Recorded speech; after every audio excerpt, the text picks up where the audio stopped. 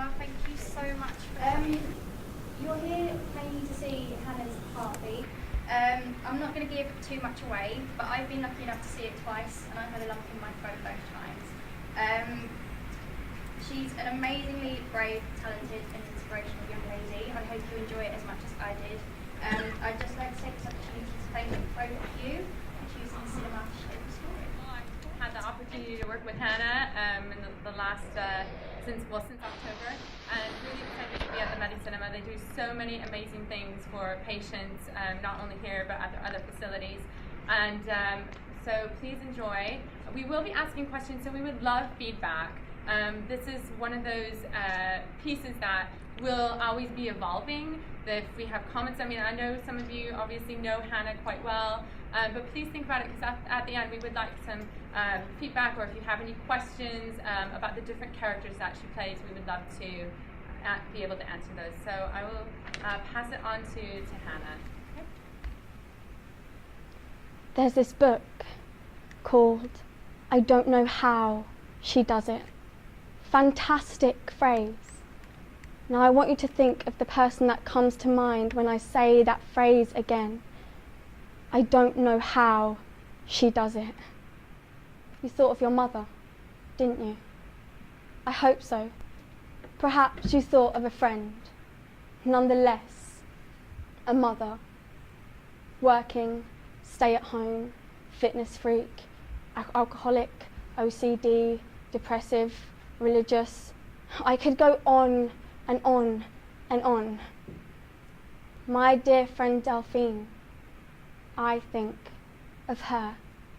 She has realistic expectations for living life to the fullest, and not everybody can do that, let alone teach their children to do it too.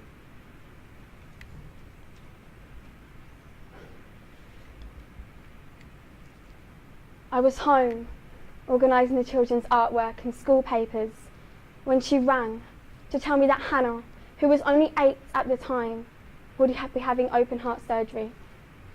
What do you say? It is a big deal, but you don't want to be intrusive with questions. Gosh, at the time I didn't know anyone who had had open heart surgery, let alone a child.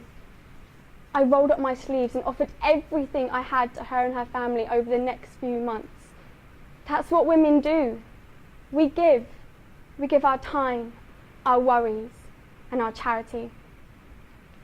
So when I found myself with Hannah and my daughter touring the ICU the night before her operation, it was a relief. It's a settling in process for young patients. I remember the nurse coming over with a binder of photos, the children all happy and smiling during the pre-op admissions. And as she explained, while turning the pages, the timeline, procedure and pictures became more graphic. Hannah's eyes grew wider and wider with shock. It was too much too soon, yet completely necessary and vital to her survival. I was trapped in this situation, unable to do anything I thought would make her feel less fearful. I got the nurse to close the book a little earlier than she wanted to. There is a wonder to the coping mechanisms we can stack around our fears.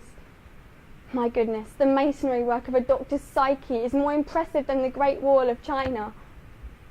I don't know how Delphine's done it, but I've watched over the years, and all I can say is she does it damn well.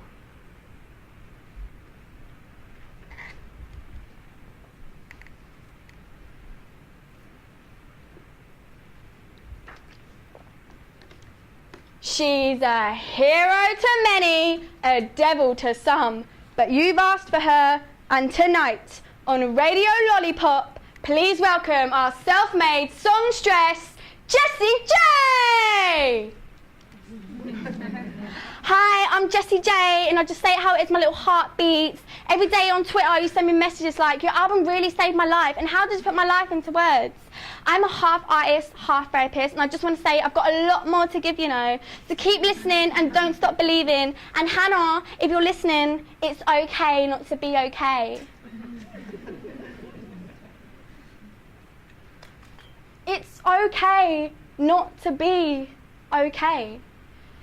When I'm in hospital and recovering, I think about being someone else, someone who copes with a condition like mine, but still does amazing things. Which brings me to thinking about Jessie J. You do know who she is, right? The singer. She's funky, articulate, way successful at writing and performing. She doesn't drink or smoke, which is totally cool, and she has a heart condition, like me. That's why I'm here, at the Drip, recovering. I have Epstein's anomaly, which you'll be fully briefed on by my nurse Jade later. A few years ago, I was in Lewisham Hospital and in the isolation room. I can't remember what time it was, but I was still in my pyjamas. And my mum said, "Allez, habille-toi! Come on, let's get dressed." Not exactly what you want to jump up and do when you feel like a zombie, eh? Normally, a nurse disconnects the drip from my arm, so I asked her to go and get one. But she couldn't wait. She likes to be doing things in the hospital, refolding my clothes, rearranging magazines, deodorants and cookies on the nightstand. Her work is never done. So she sees this button on the drip marked open. Naturally, or so she thinks, this button will disconnect the drip from my arm. So she presses it. Nothing happens. So she presses it again. That's when I see it, my blood shooting back up through the tube. Arrête, arrête, mon sang, mon sang! I only speak French to her. My blood, my blood! I started screaming for dear life, and 8 nurses come running in. My mum's like, "Shh, Anna, tais-toi, Hannah, be quiet." They're moving her out of the way and asking what's happened, and I'm scared and so embarrassed. They're telling me to breathe and calm down. I don't want to go back on the ward having annoyed the nurses. I just want to go home. It was fine in the end, when the nurse did it. Funny how my mum always says, "J'aurais dû faire infirmière." I should have been a nurse. Not professional when it comes to drips, but as far as the blood taking, BP checks, medication monitoring, those are second nature. She impresses me when she talks with my consultant. Sometimes. She is the ever-encouraging optimist. Even when I was born 3 months early, I imagine she was scared, blindsided in a way, but she would just hold me. I've seen picture after picture of me cradled in her arms. I was smaller than this bear. I call him Jingle. When I ask her what it was like to see me so small and sick, she says, "I just wanted to bring you home."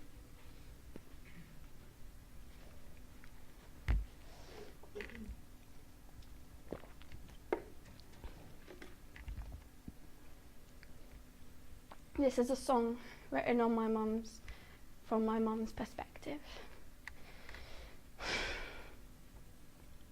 My mother allowed me to cry, a tumble here, a scrape there, soothe with lavender oil.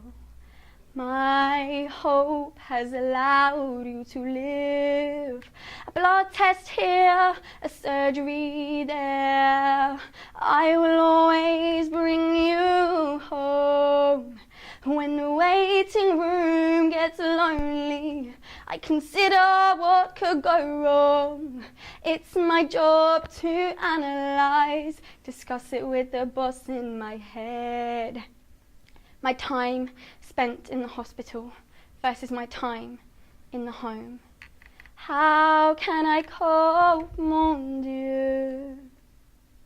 I could be on your medical team. Yes, I should have the nurse's job. I've seen the care they give, giving meds and changing sheets. Yes, I should have the nurse's job. Mother does know best, but an honorary degree if you please, as I'm learning on the job. My hope has allowed you to live. You'll be capable and bright. I will always bring you home.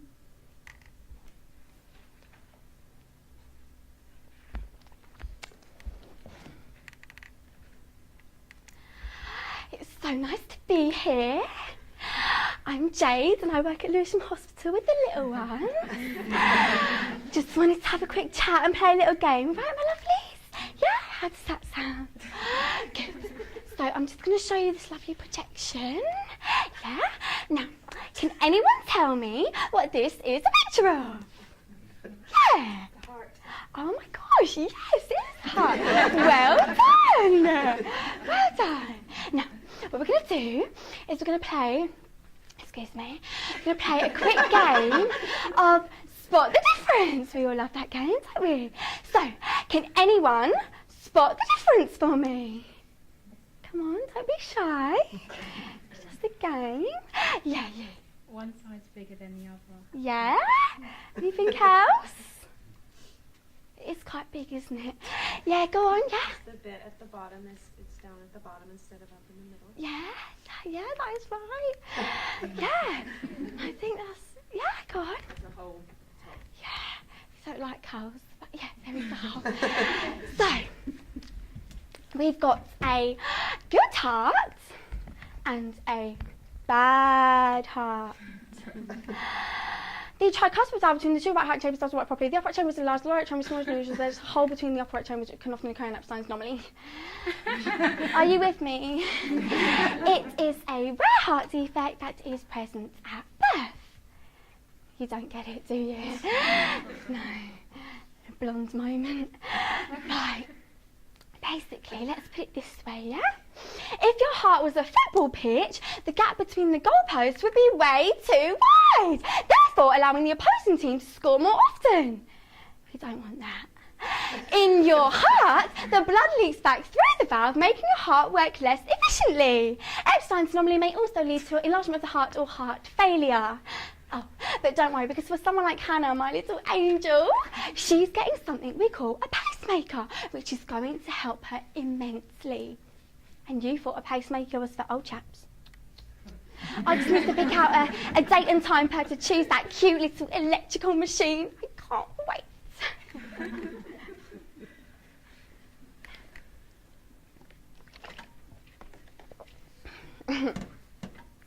The nurses at Evelina Children's Hospital do think I'm a riot.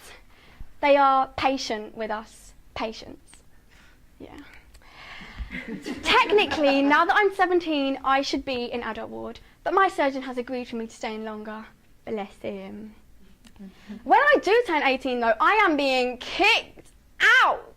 Please feel free to imagine a huge metal prison door being slammed foot to bar. Wham! See ya. They should really create a ward for 18 to 25-year-olds. Maybe like Ibiza themed or something.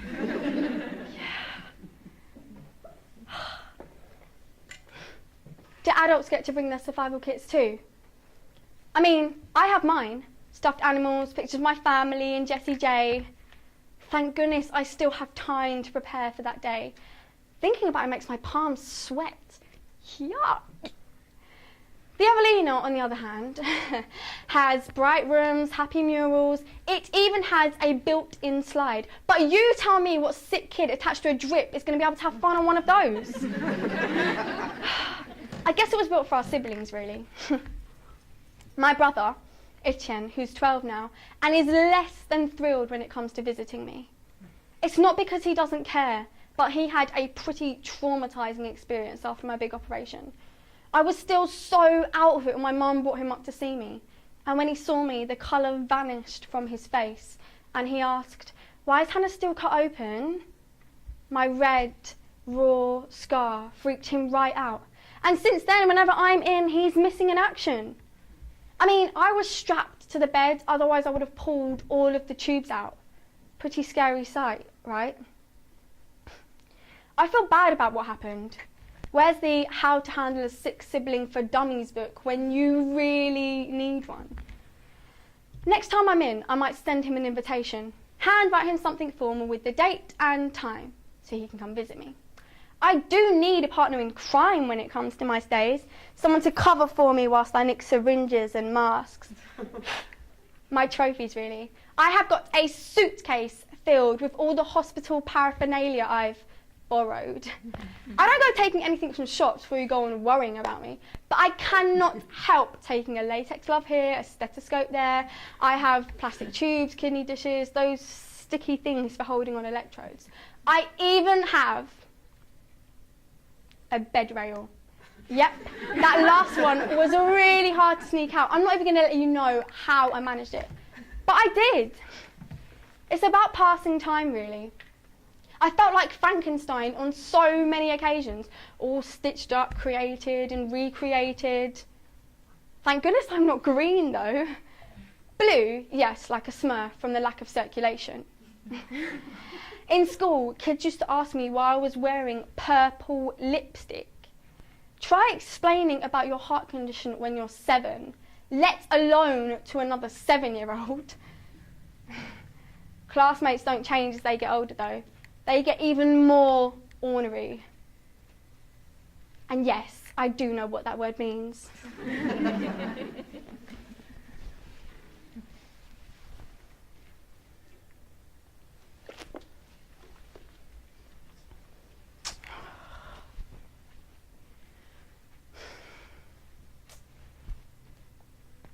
What?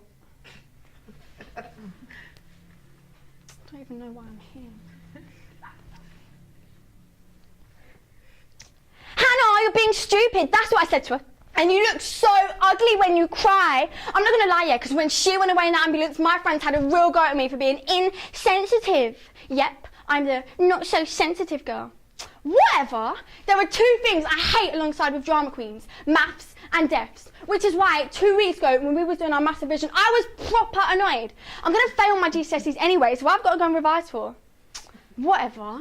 Anyway, Hannah starts saying she's not feeling well. She's all, Miss James, I'm not able to breathe right. There are like 7 billion people in the world, Hannah, and they all seem to manage, so shut up! Miss James guides out of the classroom like she's some cripple, lucky girl, and I'm right by the door so I can see everything she's doing. And Miss James asks, can I put my hands on your head? Miss James has always gone on about God being near us, but I never took her for a healer type. So I get up real close to the window on the door, and I can see Miss James has got her hands on Hannah's head. And she's all, please, Lord, let Hannah get through this session. Heal her like you healed Jairus' daughter from the dead, and let her be thy disciple in thee. Amen. We go to a Catholic school, but giving a hands-on blessing? Nah, mate, that is just way too New Testament for me. The girls are asking me what's going on, and I can see Mrs. coming back, so we rush back to our seats. I can see Hannah's eyes tearing up as she puts her head down on her desk. Miss James tells us there's 30 minutes left in the session, and that's when I say it. Hannah, you're being stupid, and you look so ugly when you cry. And bam, that was it. Hannah rolled off her chair and fell onto the floor. Miss, she's dead, I screamed. Miss James throws her chair to the other side of the room and has us girls kneel around her and start to pray. And Hannah's just lying there, and we're all holding hands, screaming, and I start laughing. I'm like, shouldn't we call an ambulance? She needs an ambulance.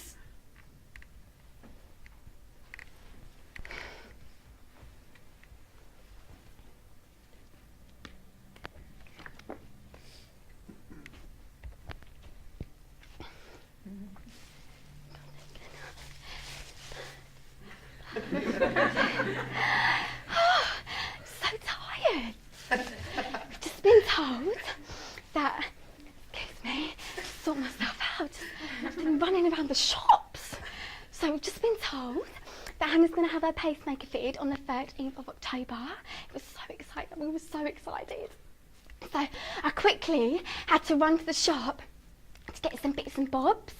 So, and I've just thought I'd come, you're going to be like my checklist people, yeah? So, do you mind holding this for me, please? I can't multitask. I cannot do it. So, basically, right, so please just catch these, yeah? Because I can't really throw that well, so, right, oh, well, that's not good. I start with adenosine and she's allergic to that, so I'll keep that one. Right, we've got Menophamin, thank you. What is this one? Penicillin. Thank you. What is this? I don't know. Spironolactone. That is. Yep. fleckenized. Oh, that's her current medication. She'll need that one, definitely. So, aspirin. Anyone needs some aspirin? There we go. It would be good if you could catch them, yeah? Oh, look what I've got. Oh, my God. Oh, morphine. Right, I keep one. And you can have the other one. Oh, it's great. It really works wonders. Right, so that's all medication, so please read the label. And I've got to go now because she's waiting for me, so I'll see you later. Oh, I need this back. That is my life. This is my life. Right, bye everyone.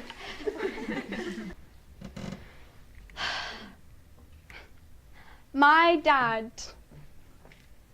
is my credit card. Don't freak out, he knows. Every year he takes me up London shopping for my birthday. He tags along to all the shops and waits while I try on just about everything. Then we take it up to the till and they ring it up, and when they've rung it up at the till, he looks at me and he's like, "Where's your purse then?" That always gets a laugh of the shop assistants, and I'm like, "Oh, Dad!" He is funny and so annoying at times. Like when I have ideas about piercing my nose or applying for a job, he deliberates. You've got to think about this and you've got to think about that. And well, he's like Sir Alan Sugar, although he can't fire me when I choose to ignore him. Last year, I'd put in an application for a wish to meet Jessie J, and I got confirmation granting my request. He was the first person I called. I was beyond excitement, and I told him that I had confirmation that my wish would be granted. And the first thing he said to me, was, "Don't get too excited because it might not happen." And then anyone I told, if he was there, he'd butt in, "It's not guaranteed." And I would fire back at him, "Yes, it is. It says so on the letter." I can see why he did it though. He wanted to protect me. And when my wish didn't quite go according to plan, he just gave me this look like, "I'm sorry it didn't work out the way you wanted." And he carried on as normal. I suppose that is what I do need though, when I have hospital stays or episodes. For him to just carry on as normal and be protective.